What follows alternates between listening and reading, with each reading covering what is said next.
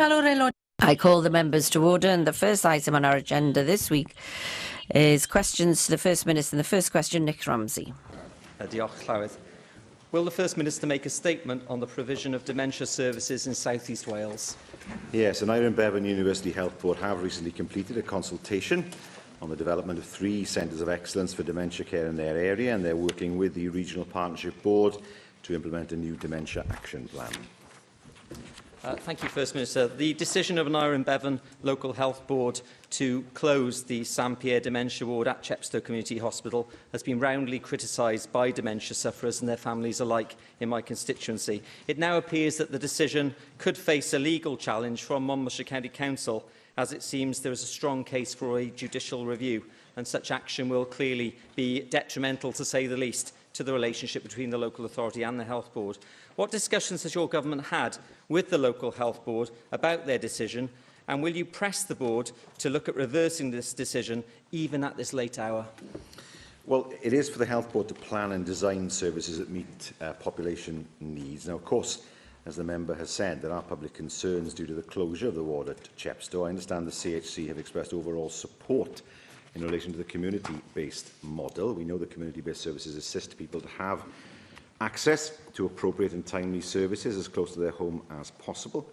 The board have agreed a further £200,000 recurring revenue to continue to develop community-based services in Monmouthshire in recognition of the impact of this service change.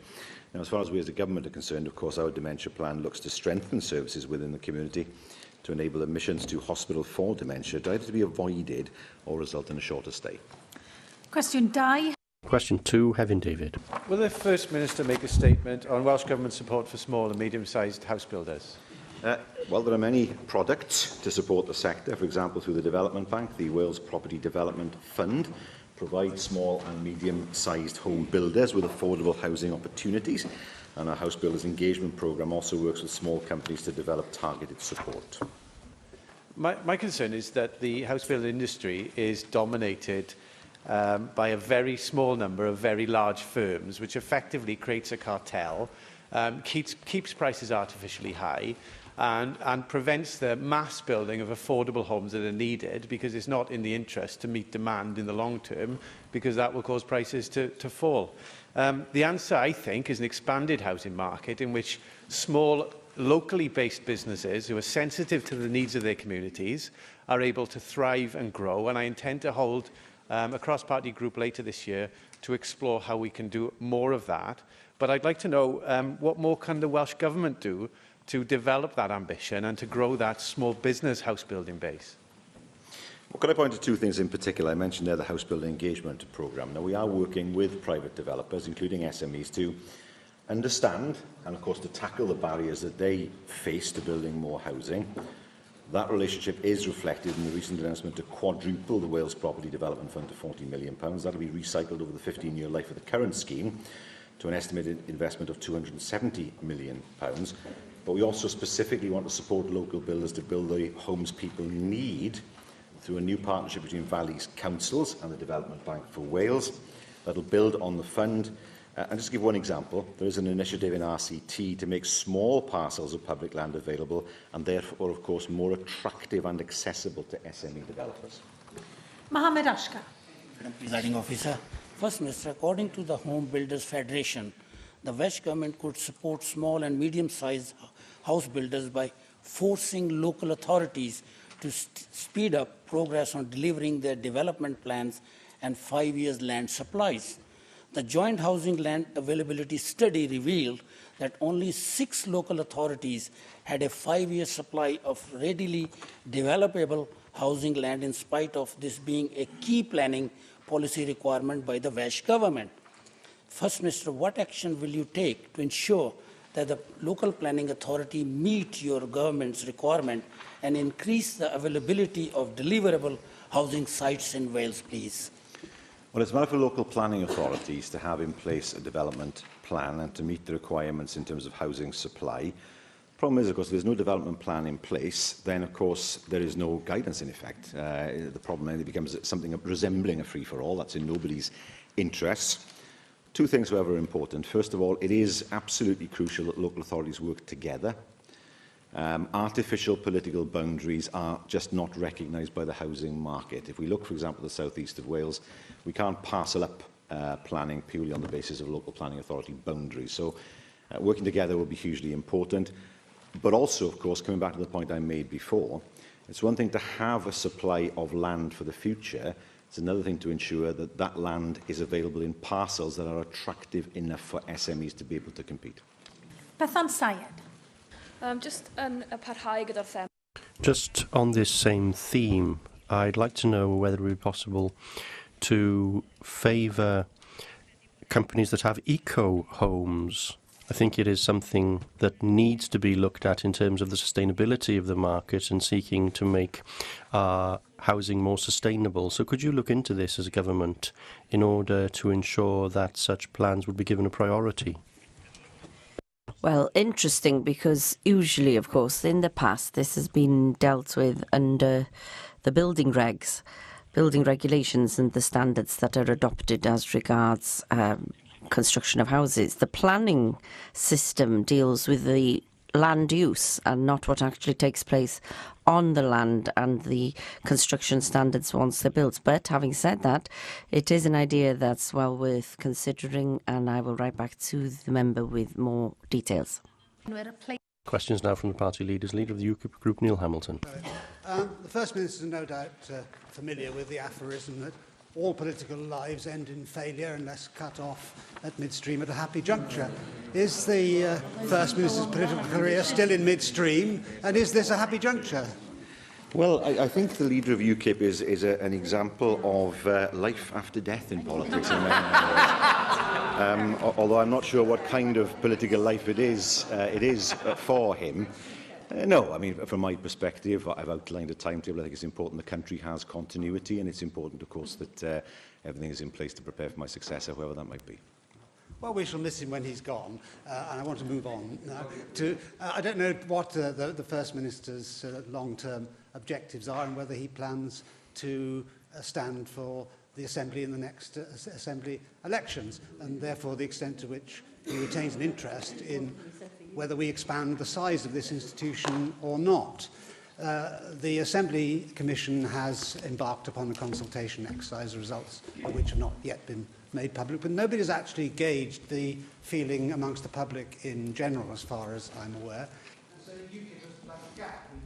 Opinion poll, which has been carried out by Opinion Research, a respected market research company. And we asked the public, do you support an increase in Assembly members at the National Assembly for Wales from 60 to either 80 or 90? Only 32% of respondents were in favour of an increase, 42% and 26% don't know. Does the First Minister think it right that we should proceed with this exercise without carrying the public with us? Well, we shall see what happens at the next election in terms of whether UKIP are correct in their analysis of public opinion. If he wishes to know my plans post-2021, he is welcome to look to join the Labour Party and attend the General Management Committee of the next constituency Labour Party, and I'm sure he will be enlightened as a result of that. Can I say it's hugely important this debate is a sensible one and not one driven by what is seen as political expediency. I have been in this Assembly since 1999. I confess I only spent just over a year on the back benches, but I do know that there is immense pressure and strain on backbenchers of all parties, because we have moved on from being what was in effect a kind of administrative body. I mean, I remember standing here and introducing on the old building, introducing the potatoes originating in Egypt order and the undersized whiting order, and we used to debate them. The level of scrutiny was nothing like as deep as it necessarily is now, and that has to be reflected not just in the working practices of members, but in the numbers of members, because we have proceeded far beyond where we were in 1999, and a sensible debate has to be had as to what the correct number of AMs is. I notice that Northern Ireland, with a population just over half that of Wales, has 109. Scotland has 129. We must look sensibly and carefully at what the right number is for the Assembly. Well, I hear what the First Minister says, that we're all overworked, but I'm not sure that that's going to strike much of a chord with the general public. Before the Assembly was set up, of course, there was a referendum, and before the Assembly's powers were increased, there was a referendum in 2011. Why should we not have a referendum on whether to expand the size of the Assembly on this occasion? Well, the member is talking about fundamental constitutional changes. I don't believe this is one. I think it's perfectly possible for parties to examine this and take their case to the people of Wales through an election, if that's what it takes. But certainly, we must be careful about this. I mean, it's never going to be popular to say to people, let's have more politicians. Let's all accept that. But I think we have to counter that by saying to people, we have to have the right number of people to do the job properly. It's in nobody's interests to have Assembly members in a position where they may not be able in the future to scrutinise in the way that they would want to, and that is a situation that we need to avoid by looking at the numbers that will be in this body in years to come. Arweinydd Plaid Cymru. Cymru Leader Llawn Wood. Llywydd, before my questions, I'd like to acknowledge the announcement made by the First Minister on the weekend. First Minister, you have held this role for a long time and you've had a lengthy term in government prior to becoming First Minister. And I know that you and I have had our political differences and I'm sure that we will continue to have those differences. But I genuinely wish you all the best and your family for the future. Now, we still have time to hold you to account, and I'm sure no one would expect us to let up on that. So with that in mind, can you please tell us how many people in Wales are in employment on a 0 hours contract? Has it increased or decreased since 2016? It's very difficult to give an answer to that question because, of course, the private sector is not something that comes under our control. What we have done, however, of course, is to effectively outlaw 0 hours contracts in the public sector. We want to make sure, for example, in the care sector is a foundation sector as far as we are concerned, and we will use our powers to the utmost. We'll push the boundaries of our powers to make sure that 0 hours contracts are not there as far as the public sector are concerned. There is a job to be done yet in terms of ensuring that public sector bodies ensure there are no 0 hours contracts in place when they subcontract, and that is an area which still needs some work.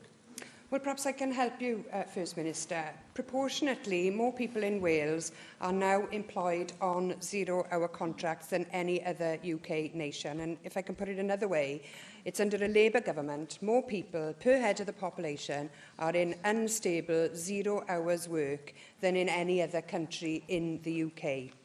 Could the First Minister point the 43,000 people in Wales on 0 hours contracts where in his government's economic action plan is a strategy to stop this abhorrent employment practice?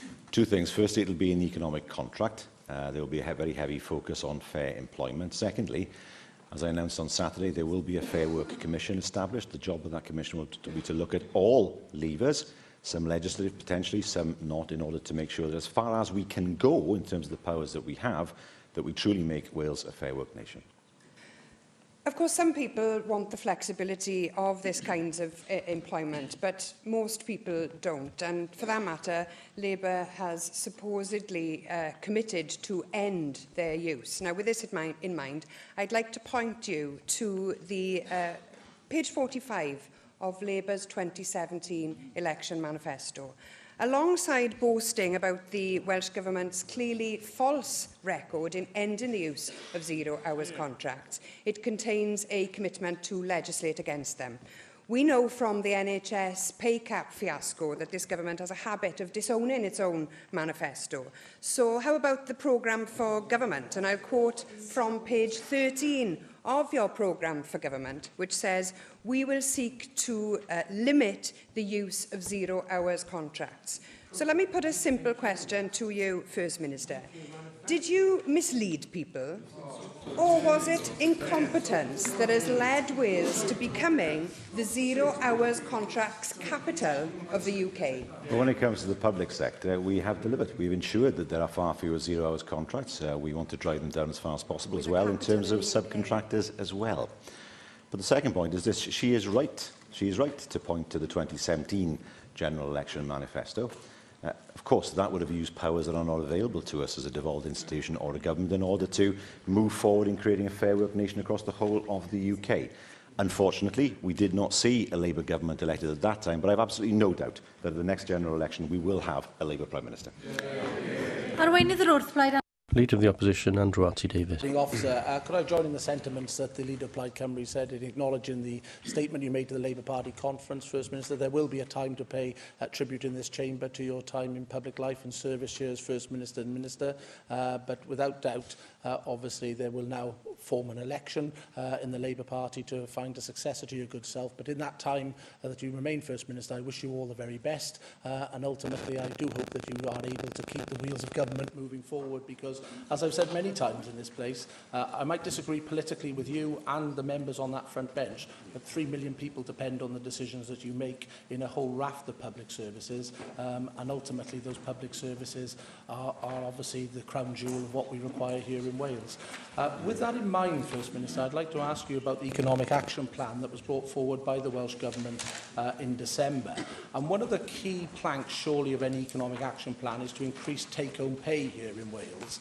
Regrettably, we know that we have the lowest take-home pay of any part of the United Kingdom. £498 is the average take-home pay here in Wales, against the UK average of £550. We know for a fact that since the start of devolution, a Welsh pay packet is £49 behind a Scottish pay packet, which at the start of devolution was exactly the same for a Welsh worker and a Scottish worker. Why, with 17,500 words in the Economic Action Plan, are wages only mentioned twice, if it isn't a priority for your government to make sure we close that gap to invigorate economically our communities in Wales? Well, first of all, I do have to point out, of course, that the reduction or removal of in-work benefits has not helped in terms of people's take-home pay in Wales. I mean, we've seen the effect that has had. We are no longer, unfortunately, as a result of the actions of the UK government, in a position where we can say to people, if you get a job, you'll be better off. And that is surely a disincentive for people to gain employment. He asked what we will do. Well, there are two issues here. First of all, fair work, making sure that people get a fair day's pay for a fair day's work, and that's what the Fair Work Commission will be charged to do. And secondly, productivity. Productivity undoubtedly leads to a driving up of people's wages. Now, this is a UK problem. It is a problem that I know is more acute in Wales. I accept that. But it is an issue that we should all strive to overcome. Why is it, for example, that a German worker gets far more out of the same machine than a worker in the UK would? Well, part of it is training. A heavy emphasis on training, whether it's in-work training through employers. Jobs Growth Wales is an example of that. Also, of course, working closely with our FE colleges to make sure people have the skills they need to increase their personal incomes. And that is the way, to me, to look to drive up GVA per head. As I said, regrettably, over the 20 years, we've seen that massive gap open up between a Scottish worker and a Welsh worker, and obviously, sadly, Wales stay at the bottom of the league table when it comes to wages. I have to say, in the answer you gave me, doesn't give me much confidence that there is going to be that big change by certainly the early 2020s, if not the mid-2020s. And that money coming into communities the length and breadth of Wales, surely, what you'd accept, would reinvigorate those communities. And one key plank of economic activity is house building. And we've heard already from the member for Caerphilly the importance of house building. Last year, there was a 10% reduction in house building in Wales. Now, if you have low wages, then you've got low demand for houses, because obviously it's difficult to make the economic case for house builders to invest in areas. So surely you can see the link. Why isn't the Economic Action Plan more prescriptive in the help that the Welsh Government will give to assist house building in Wales? Because, as I said, last year alone, we saw a 10% decrease in house building here in Wales. Well, the latest statistics show that we continue, I'd argue, to have a positive trend in the number of homes completed in Wales, with October to December 2017 data showing an increase of 29% on the previous quarter. During the 12 months to the end of December 2017, a total of 6,885 new dwellings were completed. That's up by 4% on the 12 months to December 2016. What are we doing as a government? Well, first of all, of course, ensuring... David Melding's very lively today, I must say. We are working with our partners, of course, to deliver against our key commitment of providing 20,000 affordable homes. And on top of that, of course, we have Help to Buy Wales. We know that that's firmly established. It's a £290 million investment in the second phase. That will support the construction of over 6,000 new homes by 2021, helping first-time buyers get onto the property ladder, and, of course, the changes to land transaction tax. They will help to stimulate the market, particularly for those who are most in need, who have the lowest incomes. And we see from the figures that I've given already the positive effect of what we're doing. I wish I could join you in being positive about those figures, First Minister. As David Melding pointed out, we need 12,000 houses per year to meet the demand. As I pointed out, the figures, not my figures, the industry figures, show a 10% decline in house building last year. I've indicated about wage restraint here in Wales. After 20 years of Labour in government, we are the lowest paid nation of the United Kingdom. Compared to other parts of the UK, that is a deplorable record. One of the things that you have championed in your time as First Minister is obviously the new M4 relief road, as you believe that will create great economic potential, not just for the southeast of Wales, but across the whole of the South Wales corridor. Can you confidently say that with the intention you announced on Saturday, the M4 relief road will proceed on the basis of the support the government has given to date, namely continuation of the support of the Black Route, as you have indicated that that has been a personal goal for you to deliver, and now we know that there will be a new First Minister, can you say that that will remain a Welsh Government priority? Well, I don't think I've expressed a strong preference for either route, and nor can I, because I'll be the decision maker who takes the final decision. But there is no doubt there's a problem. We can all see what the issue is at in the tunnels at Brynglas, and that problem will not be is not easy to resolve. And I will consider the evidence of the planning inspector when I get that evidence. But it's not just about roads. It's also about the metro, making sure the public transport is fit for purpose. We know that Cardiff Central Station has 11 million people going through it every year. That number is bound to increase. There is no road solution for people coming in from the north into Cardiff. There's nothing, we can't expand North Road. The A470 will always have a choke point as people come into to Cardiff. And the answer to that is multifaceted to me. It means making sure there are more frequent services on the existing railway lines, better services, affordable services, new lines being opened up, particularly through light rail, and also, of course, the promotion of active travel. I know my colleague, the Plenary, would point that out, and he's quite right to do so, because Cardiff has great potential for ensuring that more people use bikes and walking in order to get to work. So, yes, roads are important, we know that, but also so are the trains, both light and heavy rail, and, of course, what has traditionally been seen as recreation by some, but really is a form of transport, and that's cycling. Question 3, Mark. Question 3, Mark Reckless. Will the First Minister make a statement on public ownership of retail and commercial property? Well, the guiding principles for Welsh Government ownership of property are set out in our corporate asset management strategy, and other public bodies will have their own relevant asset strategies. But of course, since bringing Cardiff Airport back into government ownership, it's been a remarkable success, and I look forward to the first Qatar Airways flight coming in next week. Certainly look forward to those Qatar flights starting. First Minister, on 11th of April, Kent State said that there had been no transaction connected with a proposed Cardiff bus station that would create a liability for SDLT or land transaction tax. Yet on the 18th of April, he said Welsh Government had recently bought the site from Cardiff Council for £12 million. Did Welsh Government agree, exchange and complete on such a large and complex deal in less than a week? Or has it somehow sought to avoid its own 6% super tax on land transactions? No, we did not gain a tax advantage as a result of this transaction being completed under SDLT rather than LTT, so I can assure the member of that. Jenny Rathbone.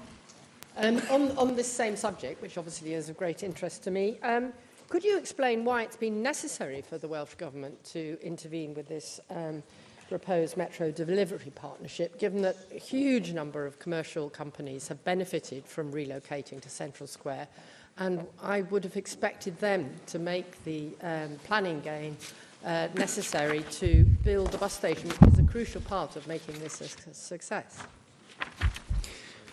Well, it's been necessary for us to become involved because we want to make sure that the metro is successful.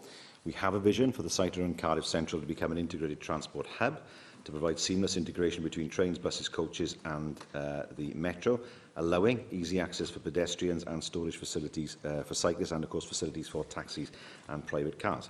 Because we know that an integrated transport hub is by far the most effective way of ensuring that people will actually use the system in the first place. So I think it is appropriate for government to become involved in developing the heart of our capital city for the benefit of not just the people of Cardiff, but of course people who live beyond and work in the city every day. Question 4, James. Question 4, Jane Bryan. What is the Welsh Government making in combating loneliness and social isolation? Well, we'll deliver on our commitment to produce a strategy by March 2019, building on the work of the Health, Social Care and Sport Committee, inquiry into loneliness and isolation. We are engaging widely with stakeholders, including the Scottish and UK governments, to help us to set the direction that will drive our work. Thank you, First Minister. Loneliness and isolation can affect anyone at any time in our lives. It's a significant public health issue, and we know it can be as damaging as smoking 15 cigarettes a day. I hosted a roundtable discussion with Age Cymru in my constituency last month about tackling loneliness. And one good example is the work of Friend in Me in an Iron Bevan University Health Board. They're working to pair up care homes and schools, and the benefits there are clear for everyone to see. What role can Welsh Government play in supporting initiatives like this, which bring all generations together and tackle loneliness and isolation across Wales? Well, Friendly Me is an excellent project. Of course, it's been developed by an Iron Bevan board. We know that where people are lonely, it's not just a question of them not having company and the sense of isolation, but it affects people's health. And that's why, obviously, as a health board, it's rightly correct to actually get involved in making sure that loneliness as an issue is dealt with. I can say to the member, on the 23rd of April, we commissioned research looking at the basic principles of sustainable community-based volunteering approaches to tackling loneliness and social isolation amongst older people. It is not perhaps the snappiest title ever invented by government, but nevertheless it does explain what it's going to do. And that is there, of course, to enable us to find out what the most effective ways of tackling loneliness actually are, to make sure that what is developed in months and years to come is as effective as it can be. Angela Burns. Friend of Me is indeed an excellent innovation, First Minister, and in fact next month you'll be paying tribute and recognising the work of Mary Adams, who's a constituent of mine in West Wales, for the work that she undertakes through the Rotary-backed Rota Kids project. Rota Kids spends time with people with dementia, with people suffering from loneliness and who feel very, very isolated, in order to bring some of that relief into some of the hours of their days. These projects are absolutely vital. And yet in that very important Health and Social Care Committee report, the government only partially accepted one of the recommendations. That was the recommendation to ask for 3-year funding for projects such as this in order to ensure that they have a chance to embed in the local community and become self-sustaining. Will you work with your Secretaries of Health, Social Care and Finance whilst you're doing this review in order to ensure that we look at this, because all these projects are worth nothing if they evaporate after a year, and in fact they leave behind a really sad wake of people who once had something who can no longer access a very vital service. It is a challenge in government to seek to provide 3-year revenue funding when our own budget often is necessarily, because of the block grant that we get, has to be developed on a shorter timescale. There's an issue that's always been with us. It's not a political point I make, but that nevertheless is true. But yes, as far as possible, we try to ensure that we don't simply see revenue funding for organisations disappear after a particular period of time. Where that does happen, it has, we look to work with them to make, or we encourage them to work with us to look at sustainable funding solutions elsewhere. And I know there are some organisations like Men's Sheds. I visited one in a constituency, in fact, in Pembroke Dock, which have been very successful in terms of combating loneliness amongst men who've lost their partners. Di Lloyd. Llywydd. Well, yeah, dyna di'r... Thank you, Llywydd. Well, that's the fundamental point emerging from our report as a health committee. And further to the examples that we've already heard mentioned, which are going to be vulnerable in terms of long-term funding, do you believe that you as a government should be providing greater clarity and more priority to this fundamental point? Not only praising the service, but also saying something about long-term financial assurances. Yes, that is the problem, of course. In a situation where the amount of money available falls year on year, it's very difficult to give any kind of pledge or promise in that way, because it's not clear how much funding will be available to the government. Where we can, we try to do so, but it is difficult to give that promise to all funding, because we know that the budget will be declining year on year. Question 5, Bethan Syed. About workplace culture in Welsh Government. Yes, the Permanent Secretary is responsible for the leadership and management of the Welsh Government Civil Service, and I support her in leading a culture that's confident, inclusive and focused on delivering for Wales. First Minister, I think it's important to note your absence from the debate on the leak inquiry last week. Despite retreating from the legal challenge to block the debate, I would have thought that you would have respected the institution of this Assembly and would have been here to hear the arguments that AM has put forward. Now, we know that you've been cleared in the Hamilton report that was released late on a Tuesday evening following plenary, but I think the public need to know why no protection was offered or given to witnesses, unlike with the leak inquiry. Have you seen, for example, BBC reports that people were afraid to give evidence because they were worried about the repercussions? Your former colleague, and I think very much former now, Leighton Andrews, notes in his commentary on the matter that there was, and I quote, a toxic atmosphere on the 5th floor that Mr Sargent and certain other ministers were subject to persistent personal undermining. Now, I agree and I see what has been said with regards to the Hamilton report, but do you not agree that cultural changes need to take place within government, and will you prepare to take on those changes before you leave office?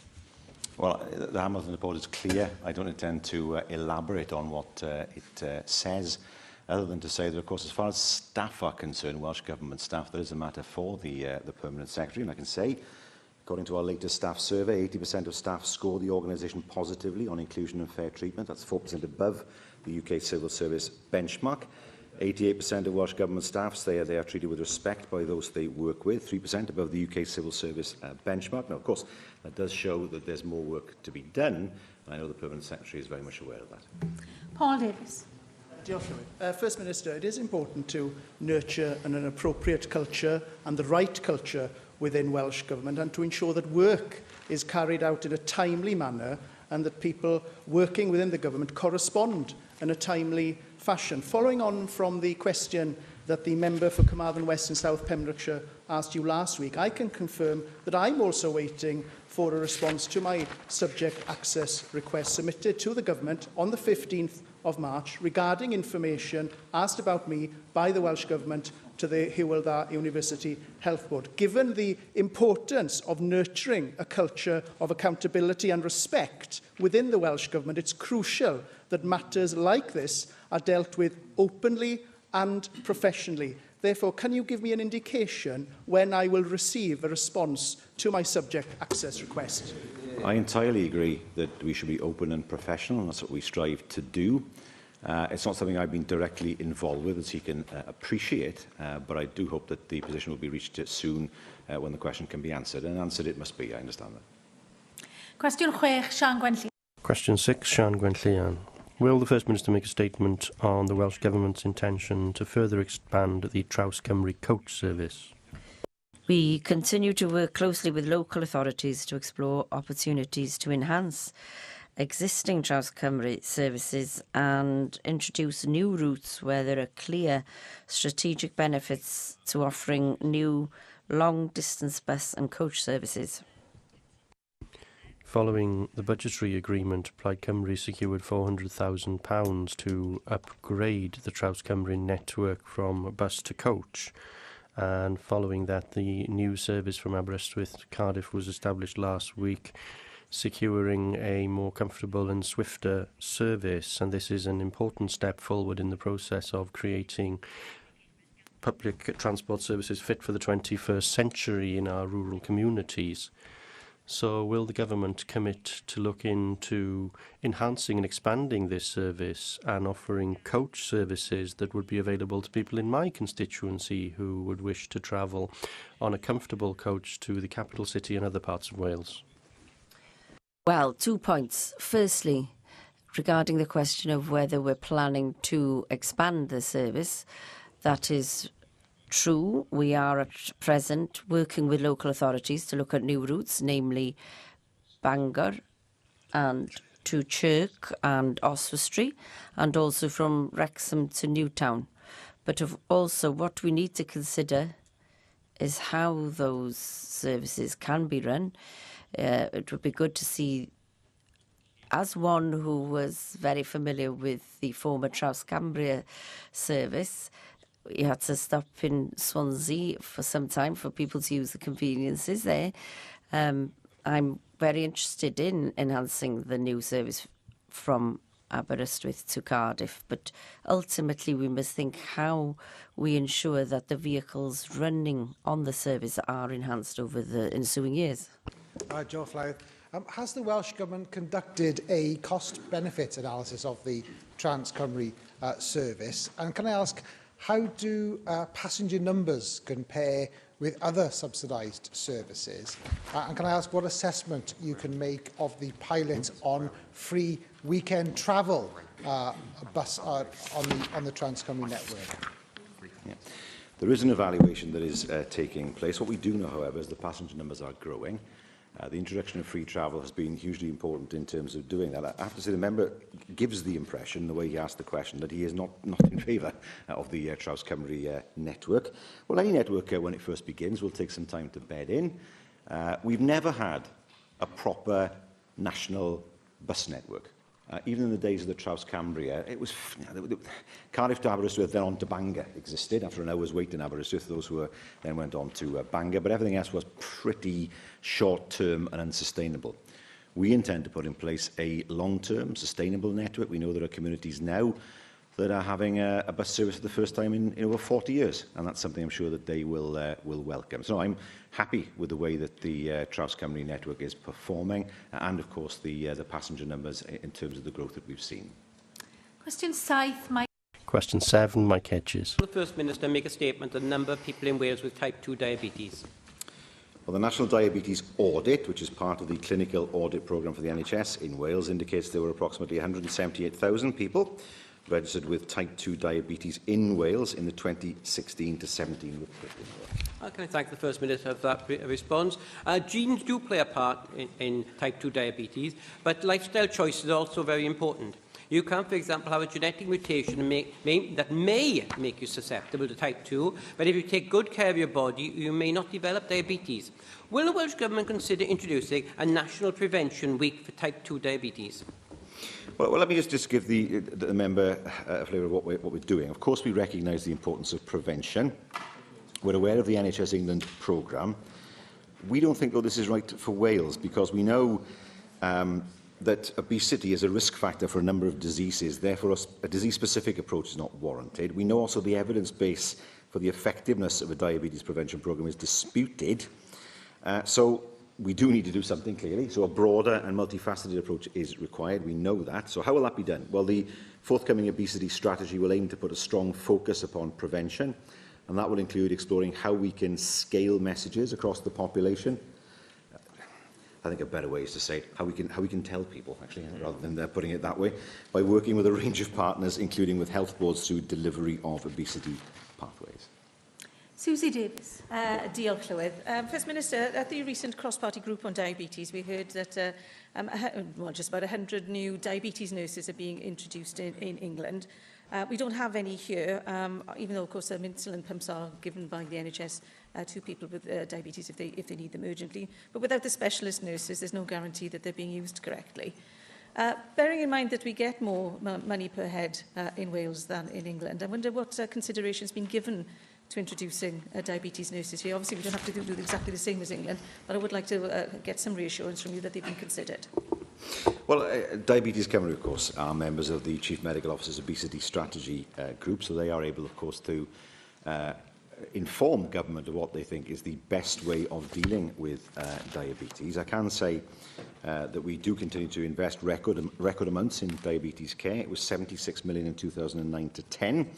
To more than 111 million in 2016 to 17. Actually, it's been estimated that about 10% of NHS expenditure goes on treating diabetes. And of course, the way forward is outlined in our diabetes delivery plan. That was updated and republished in December of last year, and that'll take us through to 2020. Thank you, Llywydd. I was very pleased that the Welsh Government had agreed to support a Plaid Cymru amendment to the Public Health Bill recently, which means that a strategy to tackle obesity is being developed at the moment. Now, given that we know that obesity can lead to type 2 diabetes, and that diabetes takes up so much of the funding of the health service, as much as 10% of all the money spent on the health service, in fact, do you, as First Minister, agree that investing significant funds in preventing obesity in order to prevent many type 2 diabetes cases far more than is currently being invested is entirely essential if we're to save money for the health service in the long term? Well, I've alluded to the fact that 10% of the funding goes on diabetes. We know that obesity, and I don't speak as one with any kind of experience of this, of course, impacts diabetes, and that is why we are developing a national diabetes strategy. And the health service in Wales have a number of routes in place already, an obesity route in order to support people in order to reduce their risk of developing things such as diabetes. Question 8, Rati Davis. Will the First Minister make a statement on Welsh Government policy in respect of rural schools in South Wales Central? Well, we recently consulted on strengthening the school organisation code in respect of a presumption against the closure of rural schools. We'll publish our response in the summer. We've also introduced a new small and rural schools grant to encourage innovation and support greater school-to-school working. Thank you for that answer, First Minister. The formula that underpins funding of schools, in particular rural schools, is based on the sparsity element of the census of 1991. On the special educational formula was last reviewed in 2006, and the primary and secondary school formula was last updated in 2003, First Minister.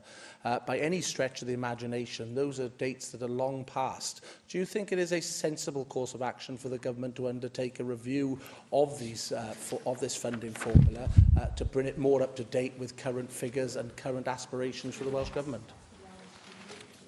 That is something that needs to be explored, of course, with local education authorities, and something that will affect the revenue support grant.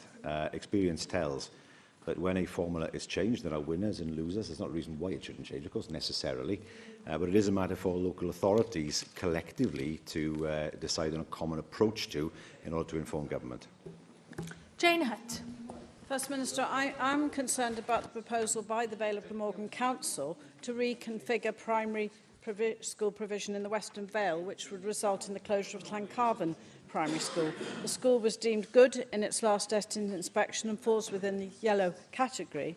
According to the Estin report, the buildings and site provide a stimulating and varied learning environment, and pupils make good use of its wildlife and wooded areas.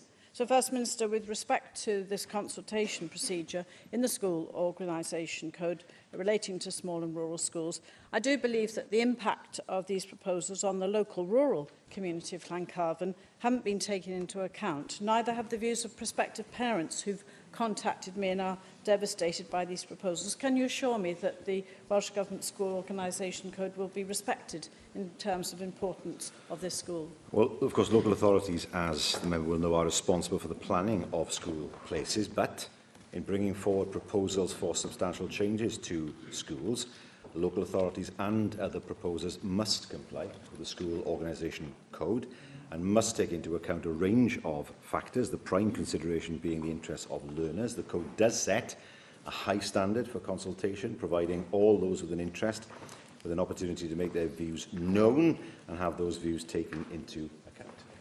Question 9, David Mellon. Question 9, David Melding. Make a statement on the importance of Welsh cities to the development of the economy. Well, our Prosperity for All strategy and the Economic Action Plan does set out our actions for all parts of Wales to contribute to and benefit from economic growth. That obviously includes enabling our cities and large towns to be engines of growth that benefit their wider region. First Minister, I agree with what you've hinted at there, that our cities are a great resource with regional and national responsibilities. But as you will know, under the Planning Act, no regional planning schemes have yet come forward on a voluntary basis. I'm glad that you're going to consult on this and whether we need to take firmer action. I wonder if you could give an indication of the government's thinking. Well, our thinking is that local authorities need to collaborate more in order to produce regional development plans. If that doesn't happen, then we will have to consider what steps, of course, to take next. But we'd encourage local authorities to do so. I mean, the reality is, of course, that political boundaries are completely ineffective when it comes to the way in which the economy works. The reality is that the economies of many local authorities are intertwined inextricably with Cardiff. I mean, live 20 miles away from Cardiff, but I know that many people commute to Cardiff every day to work, and it acts, even though Bridgend has its own economy and its own employers, Cardiff still is an important source of work. And I do think we do our public a disservice if local authorities simply see planning and the availability of housing purely as something that exists within their own boundaries. So it is important that local authorities work together. If they don't do that, then clearly we'll have to take steps to make the planning system more effective. Canola question 10, Julie. Finally, question 10, Julie Morgan. To ensure that all children in Wales have an equal chance in life. Well, our aim in Prosperity for All is to support children and young people to make the most of their potential, and that means providing them with the best start in life and the support they need and the opportunities they need to grow and achieve to the best of their ability, and of course in terms of the skills that they have. I thank the First Minister for that response.